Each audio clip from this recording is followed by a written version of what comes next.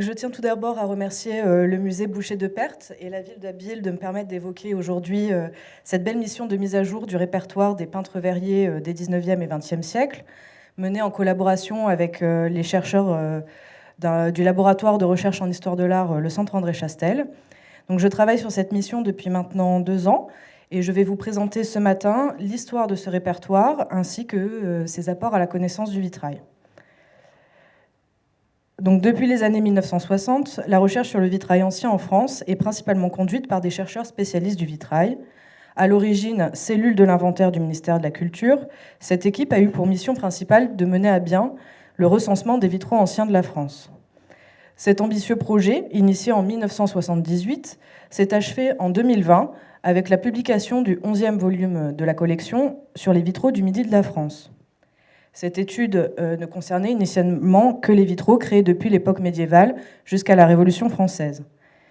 Mais lors de leur campagne de recensement, les chercheurs ont vite perçu l'intérêt de relever les noms des peintres verriers des 19e et 20e siècles présents dans les églises qu'ils visitaient.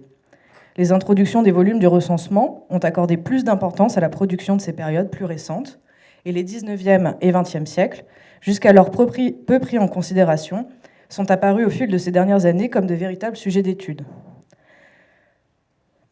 Donc, le répertoire des peintres verriers des 19e et 20e siècles a vu ainsi le jour en 1980 et fait l'objet d'une première publication en 1986 dans la Revue de l'Art. La liste comprenait alors 725 noms relevés au cours des recensements. Avant sa publication, elle avait été complétée et corrigée par les services de l'inventaire de chaque région, conformément à l'étroite collaboration mise en place entre les chercheurs basés à Paris et les services décentralisés. Cette liste a été informatisée à partir de 1988, mais sa gestion ainsi que sa diffusion demeuraient accessibles seulement au personnel du ministère de la Culture. Donc ce premier répertoire a progressivement été enrichi par tous les chercheurs spécialistes du vitrail, qui transmettaient les informations à Jean-François Luneau, responsable de leur ajout au fichier commun. En 2004, ce fichier a été mis en ligne sur une base auteur, avec d'autres bases de données du ministère de la Culture. Le regroupement de ces bases au sein d'une seule plateforme ouverte du patrimoine a encouragé la reprise et la mise à jour de ce répertoire, comprenant alors 1870 notices biographiques de peintres verriers ayant produit au moins une œuvre sur le territoire français. Les spécialistes du vitrail du Centre André Chastel ont ainsi proposé d'encadrer ce projet en collaboration avec la médiathèque du patrimoine et de la photographie. La mission a été définie autour de 3 axes principaux. En premier lieu, il convenait de réviser le tableau de référence regroupant l'ensemble des informations de l'ancienne base de données. Il s'agissait de supprimer les doublons ou de corriger les informations de l'ancienne base de données. De corriger les nombreuses erreurs. Il fallait ensuite procéder à la mise à jour des données en intégrant les informations trouvées par les chercheurs depuis le versement du répertoire dans les bases de données du ministère de la Culture. Enfin, il convenait d'ajouter aux données du répertoire les sources et la bibliographie dont elles étaient tirées et qui n'avaient jamais été mentionnées dans les versions précédentes. Ces 2 dernières étapes sont les plus importantes, et la mise à jour du répertoire, la plus importante de la mise à jour du répertoire. En effet, depuis les années 80, l'intérêt pour le 19e et le 20e siècle ne fait que croître, et de nombreux travaux monographiques ont largement contribué à étoffer la connaissance sur les ateliers et l'art du vitrail de cette époque. Dans quelques mois, nous espérons que la mise en ligne de ce répertoire entièrement révisé permettra d'assurer une nouvelle diffusion à ce travail, fruit des efforts accumulés pendant plusieurs décennies par les chercheurs de l'équipe vitrail. Donc la reprise d'un tel répertoire s'est révélée une tâche de grande ampleur à laquelle il a fallu donner un cadre. L'approche chronologique est apparue comme la plus logique et la plus utile, puisque, suivant la législation relative au respect de la vie privée, nous ne pourrons publier que les notices des artistes décédés depuis au moins 70 ans. Nous avons donc concentré nos recherches sur les artistes du 19e siècle. Cependant, lorsque nous trouvons des informations relatives aux peintres verriers du siècle suivant, nous les prenons bien sûr en compte. Donc, la mise à jour des données se fait surtout à partir des diverses publications relatives au vitrail du 19e siècle et des nombreux travaux universitaires soutenus ces dernières années.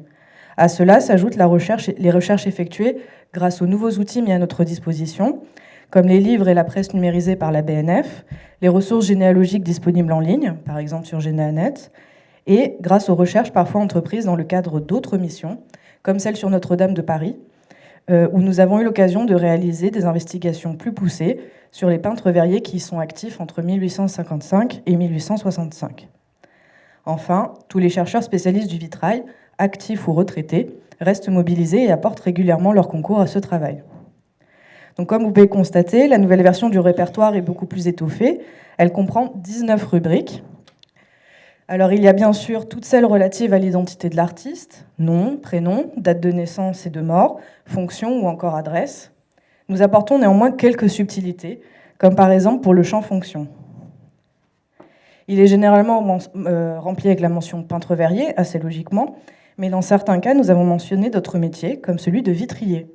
Un exemple, Charles-Laurent Denis, mentionné dans les premières versions du répertoire, n'a jamais été peintre-verrier. C'est un vitrier qui a collaboré avec de nombreux peintres-verriers et a également produit quelques œuvres intégralement en verre non peint, comme vous pouvez le voir ici à gauche. Et sans doute a-t-il formé son fils, ses successeurs, Henri Denis, devenu lui un artiste peintre-verrier. Voilà pourquoi il est important de conserver les données du premier répertoire, et le fait de pouvoir les affiner constitue un véritable enrichissement. Il serait d'ailleurs aussi dommage de retirer par exemple les 3 générations de vitriers que compte l'atelier Simon, actif à Reims depuis 1640. Pendant la période où l'art du vitrail disparaît, entre guillemets, entre le XVIIIe et le milieu du XIXe siècle, l'atelier se maintient grâce aux travaux de vitrerie. C'est Paul Simon qui, en 1875, relancera la production de vitraux, perpétuée par la dynastie d'artistes qui ont fait la célébrité de cet atelier jusqu'à ces dernières années. Supprimer les vitriers de cette famille reviendrait par exemple à mettre en marge de l'histoire Jean-Pierre Simon, qui a été responsable de l'entretien et de la restauration des vitraux de Notre-Dame de Reims. Il est aussi l'un des auteurs des très précieux relevés de vitraux anciens de la cathédrale effectués avant la Première Guerre mondiale, un travail qui a ensuite été continué par son fils. Donc vous avez ici un exemple à droite de ces relevés à grandeur, des vitraux anciens, qui ont d'ailleurs été utilisés donc, par son petit-fils, Jacques Simon, pour la restauration des vitraux. Donc, le champ qui définit les relations du peintre-verrier a aussi été sensiblement enrichi. Il comprend le nom des prédécesseurs, des successeurs, des associés, des collaborateurs, des cartonniers et des élèves. Nous pouvons ainsi retracer la lignée des ateliers sur des périodes très étendues et établir comme un arbre généalogique. Chez les peintres-verriers, la transmission se fait le plus souvent entre membres d'une même famille, mais par le jeu des mariages, le nom des repreneurs peuvent changer d'une génération à l'autre. Dans certains cas, les rachats d'ateliers par d'autres individus sont suffisamment coutumiers pour rendre parfois difficile la compréhension des successions. Prenons l'exemple, alors bon, je suis désolée, je vois que c'est un petit peu mélangé un peu partout, mais bon. Donc prenons l'exemple de l'atelier de Maréchal de Metz. À l'origine, le fondateur de l'atelier est Louis Lapierre, puis Laurent-Charles Maréchal et son beau-frère Louis-Napoléon Gugnon le rachètent. Mais les deux hommes se séparent en 1855 et on retrouve Gugnon installé à Paris 2 ans plus tard. C'est ainsi que de cet atelier créé dans les années 1830 à Metz, on voit se développer 4 branches de successeurs à Paris et dans la Meuse, dont l'activité se perpétue jusqu'au milieu du XXe siècle. L'histoire de l'atelier de Charles-François Champignol, associé puis successeur de Maréchal, témoigne également de la complexité des relations au sein même d'une famille. En effet, Champignol a eu 2 fils, Emmanuel et Louis-Charles. Après la mort de leur père, les 2 fils souhaitent reprendre l'entreprise. Finalement, Emmanuel prend la direction des usines de Bar-le-Duc avec sa mère, tandis que Louis-Charles, le second fils, s'installe à Paris et reprend l'atelier de Nicolas Coffetier. En 1905, son fils Charles lui succède, mais rachète aussi l'atelier de son oncle Emmanuel dans la Meuse. Sa veuve prendra la tête de l'atelier de vitraux parisien jusqu'en 1930, date où leur fils, Jacques-Marie Champignol, en reprend la direction. Ce qui rend l'histoire de cet atelier complexe est que tous se revendiquent successeurs de leur aïeul Charles-François Champignol et signent Charles Champignol. Les 2 frères actifs au même moment, présents aux mêmes expositions, comme vous pouvez le voir ici avec un extrait du catalogue d'exposition de l'UCAD en 1884, se mènent une guerre ouverte. Emmanuel a notamment modifié pendant un temps la raison de son atelier en, je cite, « Ancienne maison Maréchal et Champignol de Metz, Charles Champignol, veuve Charles Champignol, seul successeur, pour se différencier de la maison Charles Champignol de Paris et compagnie. » Probablement pour mettre fin à la confusion, la maison parisienne a pris le nom de Société artistique de peinture sur verre pendant quelques années. Le lien d'ailleurs entre cette société de peinture artistique, enfin société artistique de peinture sur verre et les Champignolles a été maintenant très clairement établie grâce à ce travail. Et donc toujours dans l'idée de ne pas supprimer d'informations de notre tableau, nous avons dû parfois ajouter des notices par atelier. En effet, les relevés de signatures effectués en région et sur lesquels sont basées les données du répertoire manquent parfois de précision. Pour rester sur le cas complexe des Champignolles, beaucoup de verrières portant leur signature ont été indexées sommairement en atelier Champignolles. Or, nous ne pouvons retourner voir les œuvres et il nous est impossible d'attribuer le vitrail à l'une ou l'autre des branches simultanément actives entre 1882 et 1908. Nous avons préféré conserver les références des œuvres en les attribuant à l'atelier considéré comme auteur. Alors, le champ adresse est aussi révélé particulièrement utile pour retrouver l'histoire de plusieurs ateliers. Quand certaines successions ou certains rachats ne pouvaient pas être prouvés par des recherches en archives, le fait de croiser les adresses nous a apporté, dans certains cas, des réponses. C'est ainsi que nous sommes rendus compte qu'au 38 rue Sedaine à Paris, se sont succédés de nombreux peintres verriers qui s'associent entre eux de 1851 à 1864. On pousse la filiation même plus loin, puisque le déménagement de l'un d'entre eux montre une autre filiation entre Houzé et Michel en 1873 au 88 rue de la Roquette. Et donc là, je vous mets un exemple de ce que l'on trouvait dans les annuaires de commerce, qui font partie quand même des sources que nous utilisons au quotidien pour nos recherches. Donc on peut penser que ces associations ne sont pas anodines, puisqu'ils sont tous identifiés comme émailleurs sur verre et fabricants de verre mousseline. Une spécialité semble ainsi se mettre en place à cette adresse. Autre résultat intéressant, fait à partir des recherches sur les adresses, celui qui concerne l'atelier Gaëtan Janin, connu pour ses glaces gravées au XXe siècle. Il était jusqu'à présent connu comme l'héritier d'un atelier fondé à la fin du XIXe siècle, mais dont l'histoire remonte finalement aux années 1850. Les recherches ont permis de montrer un enchaînement de successions et de rachats qui nous amène jusqu'à l'atelier de Jean Petit à Paris, déjà graveur sur verre et sur glace en 1858. Le savoir-faire relatif à la gravure sur verre a pu se transmettre d'un repreneur à l'autre et peut expliquer la brillante maîtrise de cette technique dont Gaëtan Janin a fait preuve au cours de sa carrière. Donc cette nouvelle version du répertoire des peintres verriers apporte aussi de précieuses informations sur la formation de ces artistes. Donc là, je vous ai mis quelques exemples. Il apparaît que 5 peintres verriers seulement ont étudié à l'École des Beaux-Arts de Nancy, contre 36 à l'École des Beaux-Arts de Paris. À noter que 3 peintres verriers sont des élèves de Gênes de la Croix. D'autres champs d'ailleurs complètent les informations sur les carrières de ces artistes, en évoquant leur participation aux expositions ou encore les œuvres qu'ils ont produites.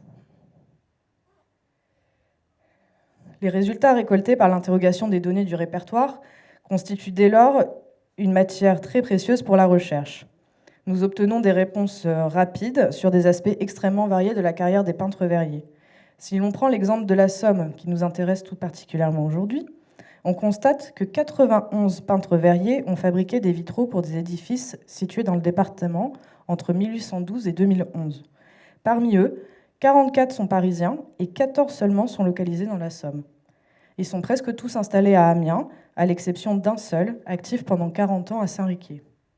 Certains noms vous sont d'ailleurs peut-être familiers, comme celui du vitrier du Petit Lamarre, qui a fondé son atelier très tôt au XIXe siècle pour entretenir les vitraux de la cathédrale d'Amiens, celui de Georges Tambouret, auteur des vitraux de l'hôtel de ville d'Albert, ou encore de Raoul Cagnard, installé route d'Abbeville entre 1928 et 1978. En outre, les corrections que nous effectuons sur le répertoire permettent d'éliminer quelques faussaires, considérés à tort comme des peintres verriers. Il s'agit d'imitateurs spécialisés dans la production de faux vitraux, qui connut un véritable succès au XIXe siècle. Ces imitations de vitraux portent des noms variés: vitraux imitation, vitraux Fanny, vitraux glaciers, papier vitraux ou encore transparent vitraux, correspondant chacun à des techniques de fabrication bien particulières. Certains sont en fait des stores, les vitraux glaciers ressemblent à des stickers, et les vitraux pinacophanes, brevetés par Eugène de Bruel en 1848, sont en réalité une peinture sur tissu placée entre deux verres. Les industriels, spécialisés dans la fabrication de ces procédés décoratifs, en font autant la promotion pour le domaine civil que pour le domaine religieux. Donc, au cours de ces recherches, nous avons aussi mis en valeur des carrières surprenantes et parfois très éphémères. On peut citer Maurice Antès, diplômé de l'École des Beaux-Arts, de Paris, peintre et illustrateur. On connaît de lui des illustrations pour l'ouvrage de son ami L. Jupin, intitulé Les chiens militaires dans l'armée française, et un portrait d'officier. En 1892, c'est en tant que peintre verrier qu'il s'associe avec un opticien et un représentant de commerce pour fabriquer et vendre des vitraux. Mais l'établissement, connu sous le nom Antès et compagnie, est dissous dès l'année suivante. En 1895, on le retrouve fabricant de vitraux en Angleterre, mais là encore, l'association qu'il a créée ne dure pas plus d'1 an. Il semble par la suite s'être tourné vers la photographie. Autre exemple de carrière atypique, celle de Nicolas-Auguste Pailleux, fabricant de broderies et de tulles, imitant la dentelle, qui s'associe en 1851 avec l'artiste peintre Duval, pionnier de la décoration du verre et surtout du verre mousseline. Là encore, l'association ne dure que 2 ans. Pailleux continue sa carrière comme imprimeur sur verre. Il possède un dépôt de verre peint mousseline jusqu'en 1870, date à laquelle il cesse toute activité. On le retrouve par la suite mentionné pour des interventions dans le domaine de l'horticulture, et on lui doit l'acclimatation en France de plusieurs plantes alimentaires. Les recherches entreprises pour le répertoire nous ont en effet conduit à quelques découvertes assez surprenantes, comme l'existence d'un peintre verrier ayant tenté d'assassiner Jules Ferry. Mais plus intéressant pour l'histoire de l'art est le cas, par exemple, d'un certain Abriou, installé 8 boulevard Malesherbes à Paris. Il est cité dans la revue Jardin de France pour avoir obtenu une récompense pour ses vitraux avec feuillage naturel. Abriou est en réalité un fleuriste qui s'est lancé dans le domaine du vitrail en inventant ce qu'il appelle des vitraux herbiers. Il faut croire que ses œuvres eurent un certain succès, car il demeure en activité parmi les peintres verriers pendant une dizaine d'années. Ainsi, ce travail documente également des peintres verriers jusque-là restés inconnus et dont nous ne connaissons aucune œuvre. Néanmoins, des vitraux seront peut-être retrouvés un jour et les informations récoltées serviront aux chercheurs, aux artistes, restaurateurs, marchands d'art, spécialistes ou non, qui se questionneront sur leur provenance. D'autant plus que cette version du répertoire, enrichie certes par des ajouts de chants et par la précision des informations, a surtout l'avantage de renvoyer aux autres notices de la plateforme POP et donc aux photographies de vitraux. Un véritable lien est ainsi établi entre les artistes et leurs œuvres, et elles seront d'ailleurs accessibles pour tout le monde, et pas juste au personnel du ministère de la Culture. Donc j'aimerais bien revenir aussi un petit peu sur ces retraits, parce que nous avons effectué des retraits significatifs, parce que figurent plusieurs personnages importants, pris à tort pour des peintres verriers, et qui sont en fait des artistes cartonniers, c'est-à-dire généralement des peintres qui réalisent les maquettes ou projets de vitraux. L'un des exemples les plus connus est celui de Louis Stenheil, peintre qui a dessiné des maquettes pour une trentaine de peintres verriers au XIXe siècle. Comme sa signature apparaît souvent sur les vitraux, il a été pris pour un peintre verrier. Vous voyez ici sa signature avec Eugène Oudinot, exactement comme celle de Luçon et de Bourdon, qui eux sont 2 peintres verriers associés. Et pourtant, le rôle des 2 artistes est parfois précisé, comme ici, puisque Oudinot fecit, Oudinot l'a fait, et que Stenheil invenit, il a inventé, dessiné la composition. Mais les relevés n'ont pas toujours été suffisamment précis, et la confusion a perduré dans le temps. De plus, les signatures ne sont pas toujours accompagnées des mentions fecit et invenit. Donc à cause de cette confusion entre le cartonnier et le peintre verrier, beaucoup d'œuvres ont été attribuées à des cartonniers et on a oublié l'auteur du vitrail. On entend ainsi souvent parler des vitraux de Maurice Denis, or il n'a jamais été peintre verrier. Il est l'auteur des maquettes et des cartons et collabore avec d'autres artistes pour retranscrire ses projets en verre. Donc Maurice Denis, lui, ce qu'il dessine, c'est ce que vous avez au milieu, le carton. On peut citer par exemple aussi Le chemin de la vie, qualifié de vitrail de Maurice Denis par le musée dédié aux peintres. En réalité, c'est Henri Caro qui a exécuté ce vitrail d'après le dessin de Maurice Denis. Cette confusion est encore plus importante durant la seconde moitié du XXe siècle, où les peintres verriers disparaissent complètement devant le cartonnier. Pour prendre un exemple précis, la renommée de Chagall est telle que l'on cite souvent ses vitraux pour la cathédrale de Metz, oubliant totalement l'atelier Jacques-Simon de Reims qui les a mis en œuvre. De même pour Manessier, dont les vitraux à l'église Saint-Michel du Brézeux marquent un jalon fondamental dans l'entrée de la non-figuration dans les édifices anciens et qui ont été fabriqués par l'atelier Lorrain de Chartres. Donc ces remarques que je fais sur le XXe siècle m'amènent à évoquer la suite que nous comptons donner à la mise à jour du répertoire des peintres verriers. Une fois terminées les recherches sur le XIXe siècle, nous voulons poursuivre celles-ci sur les artistes du siècle suivant. Contrairement à ce que l'on pourrait croire, La recherche sur les périodes plus proches de nous ne sont pas les plus faciles.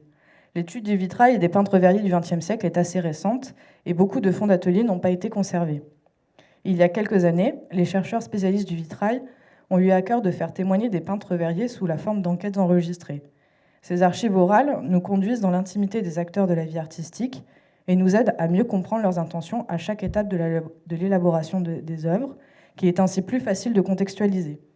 Elles mettent souvent au jour l'existence de réseaux professionnels et familiaux dont l'importance peut s'avérer déterminante.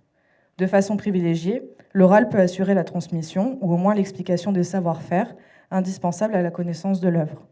Ces enquêtes orales furent l'occasion de découvrir l'existence de fonds documentaires, d'albums photographiques et même parfois d'œuvres inconnues.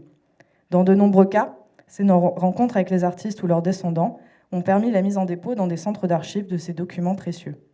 Véritable sauvegarde de la mémoire de l'histoire du vitrail, ces fonds d'ateliers offrent aussi un véritable vivier de nouveaux sujets d'études. Nous voulons continuer à préserver la mémoire de ces artistes et de ces ateliers, et nous sommes prêts à aider à la valorisation de ces fonds. Je vous remercie de votre attention.